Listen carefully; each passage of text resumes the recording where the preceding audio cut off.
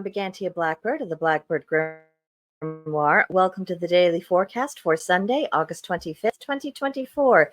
It is the day of the gods, Sun's day, Soonest day, the 4th of Virgo, the 21st of Hazel, the 4th of Bear, and the 29th of Hayonir, which is the haymaking month. Now, the details of our astrology are as follows. The sun is in Virgo, mutable earth, representing industry. The moon is third quarter Taurus, fixed earth, representing endurance. Then at 8:40 p.m. Central Time, it goes void of course, and at 10:04 p.m. Central Time, it will enter Gemini, a mutable air sign representing influence.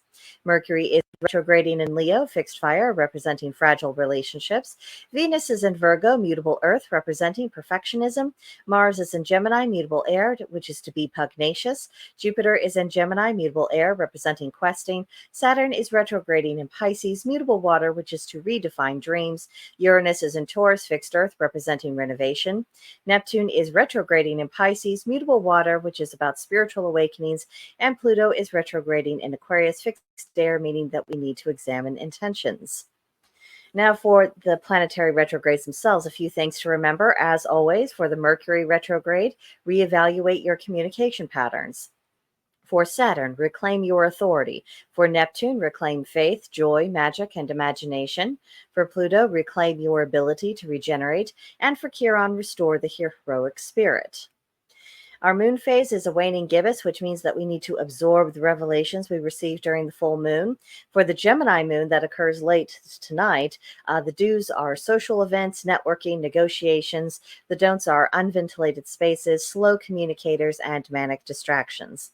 So success is going to be more likely for you today if you are able to harness the energies of the very hardworking Virgo sun with the chatty Gemini moon that really just wants to be out and about and doing things. If you need help with something, today is definitely the day to reach out. Make a connection, call a friend, call for backup if your project is giving you any kind of struggles at all. That's how you're going to marry these energies. Virgo wants to work, Gemini wants to connect. So if you are connecting for work, you are going to be making progress today. Now, today's tarot card is the Seven of Pentacles. The number 7 represents illusions and both breaking through the illusions. Pentacles is the rational feminine, receptive energy, the earth element, and material action. And the key phrases for this card are taking the time to reflect on what you have and what you need and questioning your choices. So this card does herald a bit of a potential crisis of confidence. It doesn't absolutely push us in that direction, but the potential is there.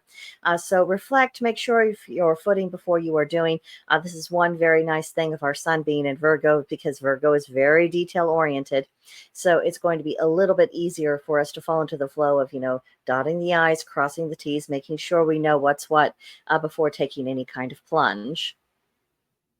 Today's Celtic Triad reads, 3 felicities of a person and their mate, being merry at home, good in their relations with the mighty ones, and mediators among their neighbors. So, happiness at home, that really is the glue that keeps a couple together. People who you are absolutely miserable and they cannot connect and they can't work together and there's nothing really keeping them together besides a piece of paper, pretty quickly you find out exactly what that piece of paper is worth. So it is good when people are able to find enjoyment in each other's company at home. Then spiritual health, which is relating to the relations with the mighty ones, relationships with the gods, in other words. That adds to the stability of the marriage and the household. If someone is really having a crisis with their spirituality or just their general world outlook, that's going to have a detrimental effect upon everyone in the home. And of course, within the relationship, especially if your marriage mate isn't the person who can really help you with that. And that happens more often in households where there are a variety of faiths, because you don't always have the perspective to give that person what they're needing to readjust themselves in a direction that they need to go into. So definitely keeping up spiritual health is always beneficial to the marriage. And then if your community sees sees the family and the couple as being reasonable, sensible, fair, the family is automatically given a lot more respect, because it's so easy to be unreasonable. It's so easy to be ridiculous. It's so easy to be unfair. So when people are going out of the way to be the opposite, people do take notice of that. Then for today's correspondences, they are centered on the theme of support. The color is yellow, the plant is the chamomile, the animal is the bee, and the crystal is the yellow calcite. Learning to support your own spirits is a lifelong lesson, and this is a challenging thing, and I don't want to downplay the amount of work and self-discipline required and the potential hurdles that are in this way. And I want to talk about this a little bit more and more because we are starting to go into where it's getting noticeably darker. It's going to start getting cooler. And there's many people who genuinely struggle with that kind of seasonal depression at that time of year. So learning better coping skills, learning to rely upon your spirituality and your magic, that's going to be an ongoing theme for a little while around here. Then for today's practice, you might burn some dragon's blood incense just to kind of clear the air. Today's hermetic principle is not hermeticism in general. It would be mentalism. Welcome to the first typo of the week, gang.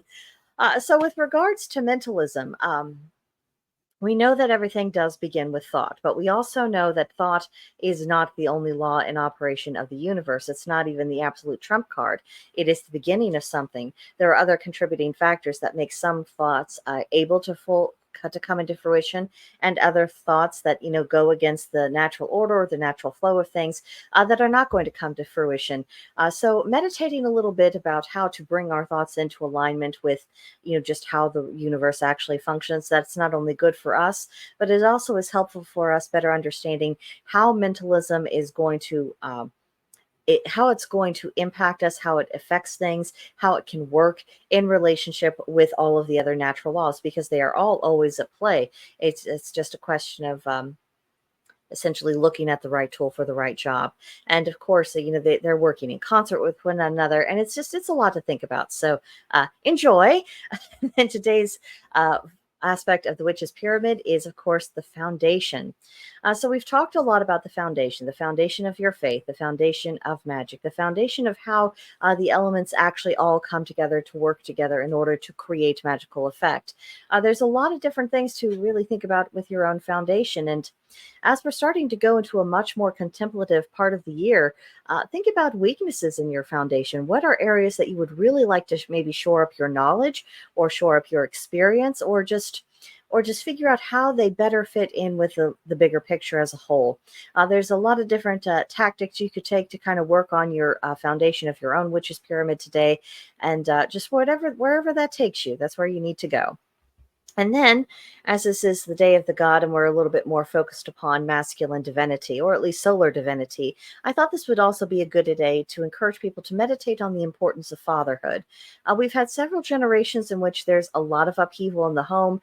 Fathers are not necessarily seeing their children on anything like a regular basis. And of course, there's also the financial issues that go along with families who are split up in this way.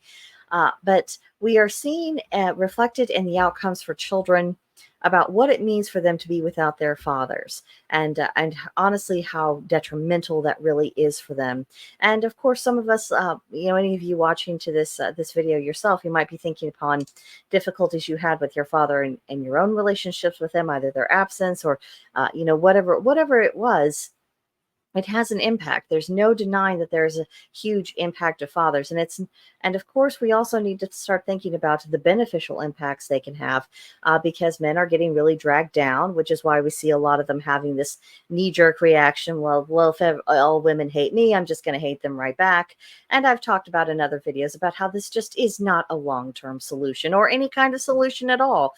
So one way we can start bringing things back into balance is appreciating those masculine qualities, and especially how necessary they are for children and their development. And then lastly, spend some time with the family today. And then for our journaling prompt, summer is nearly over. I know that officially, according to the calendar, it doesn't actually switch over until about September 21st. Until then, technically, it's summer. Yes, I've had those very boring conversations before.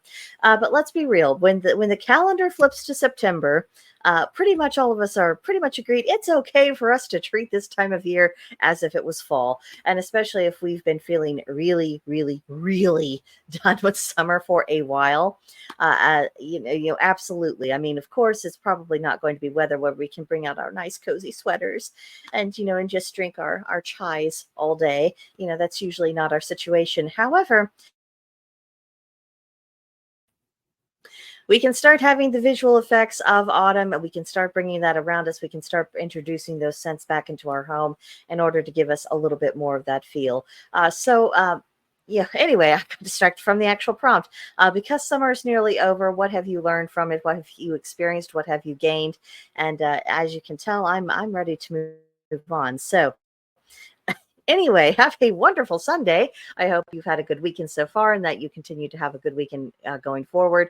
If you are interested, you can follow me at Blackbird's Brew on X. And of course, you can find the Blackbird Grimoire channel on YouTube and Rumble. And you can join me and the rest of the ladies at the Oak and Elder Witchery. There is a link in the description. Now, it is very true that Gilded and Roblox have some sort of partnership. They do require you to make a Roblox account, but the community is not actually on Roblox. Apparently, there's still some lingering confusion. I am very sorry this is going on the ends of the companies. I have absolutely no control over what they do. But once you get past that, you never have to use the Roblox account once you've created it. It doesn't cost you anything. You can just come on in. You can enjoy the witchery. You can enjoy good company. And also you can start enjoying the resources we are starting to accumulate on a variety of both pagan and witchcraft topics. So we have a lot to offer. And if you're interested, I hope that we'll see you soon. But that will do it for the day. Again, have an absolutely stupendous Sunday. And I will see you guys in the next one. Bye for now.